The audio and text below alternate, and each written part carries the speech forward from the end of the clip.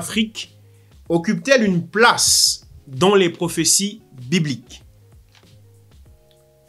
Alors oui, l'Afrique est mentionnée dans la Bible, oui, à maintes reprises, car voyez-vous, l'Éthiopie, l'Égypte, la Cyrénaïque, la Libye, tous ces territoires-là sont en Afrique et tous ces territoires-là sont mentionnés à profusion dans la Bible. Maintenant, est-ce que l'Afrique occupe une place dans les prophéties? Est-ce que l'Afrique et les Africains ont à espérer des prophéties bibliques? Au-delà des prophéties messianiques, au-delà de ça. Parce que les prophéties messianiques concernent tout le monde, pas que les Africains. C'est les Européens, les Américains, les Asiatiques, les Africains, et j'en passe. Mais au-delà du messianisme, est-ce que l'Afrique a une place dans les prophéties bibliques? Eh bien oui. Il ne pouvait pas en être autrement. Vous savez, quand Jacob eut faim avec ses enfants, ils se sont réfugiés où? En Afrique, qui est l'Égypte. D'accord? Quand le Seigneur a dû fuir la persécution du temps d'Hérode, il s'est retrouvé où? Il s'est retrouvé en Égypte. D'accord? Le Seigneur dans sa chair. Et l'Égypte, c'est l'Afrique. Donc, il ne pouvait pas en être autrement. Il ne peut que avoir des prophéties bibliques pour l'Afrique. Quand je dis l'Afrique, c'est les afro-descendants. D'accord? Tous ceux qui sont ressortissants d'Afrique et même ceux qui ont été emmenés dans la dispersion ou ceux qui ont été déportés par l'esclavagisme, etc. D'accord? Alors, quand on lit le psaume 68 au verset 31, on voit là-bas ce que le Seigneur prophétise pour l'Afrique.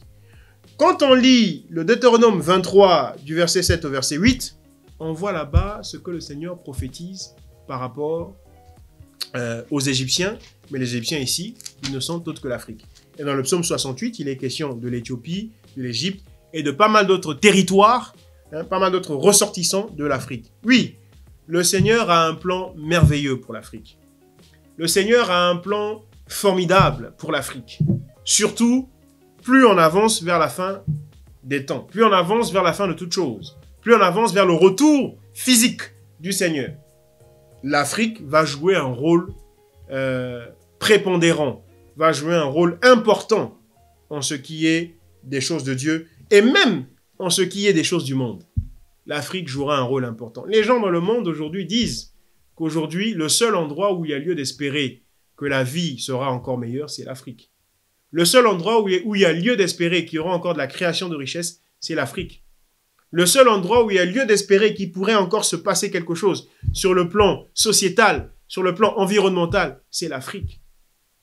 Et tous disent que l'Afrique est le continent de l'avenir, que l'Afrique est le continent de demain, que l'Afrique est l'espérance de l'humanité par rapport au reste des temps que nous aurons à parcourir.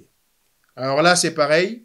Nous pourrions l'approfondir dans une autre rubrique, peut-être positivement vôtre, ou je ne sais pas, ou une rubrique que l'on pourrait encore, disons, mettre en place, une nouvelle rubrique, pourquoi pas.